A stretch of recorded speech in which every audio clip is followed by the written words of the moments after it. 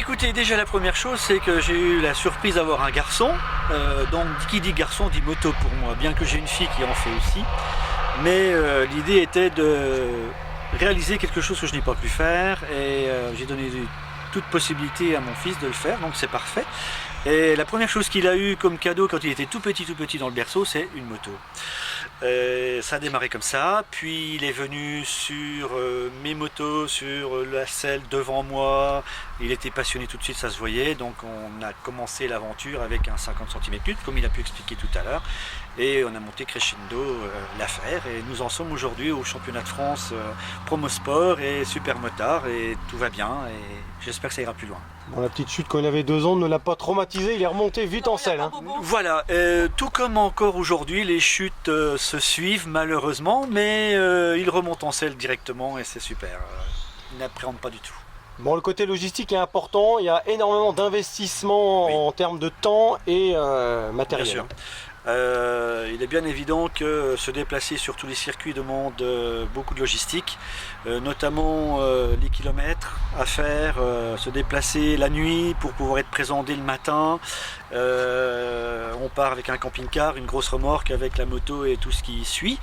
Ça demande du temps, beaucoup d'entraînement aussi, donc on se déplace énormément. On ne pense qu'à une chose dans la vie à ce tour-ci, c'est la moto. On ne fait que ça pour que le reste puisse évoluer dans ce domaine-là. Le temps ne compte pas, l'argent non plus, bien que les aides nous seraient bien sympathiques. Alors c'est vrai, quand vous allez à Nogaro, faut enquiller près de 1000 km, c'est toute une organisation. Hein. Ah tout à fait, oui. D'où nous ne prenons d'ailleurs que les autoroutes, car bien plus facile, ça évite aussi les ennuis avec la gendarmerie. Et ça nous permet aussi de s'arrêter sur les parkings sécurisés pour pouvoir dormir un peu, car le voyage est long. Alors vous, en tant que papa, vous suivez naturellement le parcours de votre fils. Est-ce que vous avez des circuits préférentiels ?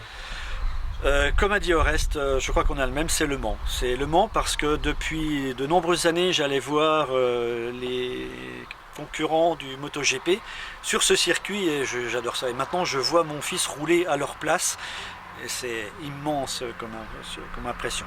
On espère que le Covid va vous laisser tranquille cette saison, c'est bien parti là. Je l'espère, des courses ont déjà été décalées. L'année dernière, ça a été un véritable calvaire car tout a été chamboulé. Toujours en huis clos, donc c'est un peu dommage, on manque de spectateurs et on a bien des amis qui voudraient participer et voir Oreste rouler, mais voilà, ça manque un peu. J'espère que cette année ce sera mieux, oui. Bon, il y a les réglages de la moto ce samedi là du côté de Juvincourt. Oui. Quel sera votre rôle? Alors déjà un rôle d'écoute, voir ce que va dire la personne qui s'occupe de l'électronique, voir Oreste rouler. Ce qu'il y a de bien, c'est qu'on forme un binôme absolu dans le sens où il suffit que je le regarde rouler pour savoir exactement ce qui ne va pas, que ce soit sur le pilote ou sur la machine. Et inversement, il a besoin que je sois là, donc on est des 2 partenaires idéaux. Voilà, un binôme parfait. Voilà, les sensations doivent être optimales, donc il y a un ingénieur qui est mis à disposition de tous les pilotes sur le circuit de Juvincourt, c'est ça? Non, pas tous les pilotes, non, il faut le solliciter et voilà. C'est comme chez les pros. Déjà, hein. Exactement. Là, Faut rien laisser au hasard. Hein. On n'est plus dans l'amateurisme là, du tout. Donc on a vraiment besoin de personnes capables de pouvoir amener la moto le plus haut possible dans ses réglages et voilà. Il faut quelque chose de parfait. C'est une chance d'habiter Pierrefitte, hein. Vous êtes à un bon quart d'heure de la piste, ça vaut de l'or pour Oui, se absolument. perfectionner. Oui, tout à fait. On a cet avantage-là par rapport à d'autres pilotes peut-être où ils ont besoin de se déplacer beaucoup plus loin et auront moins de temps.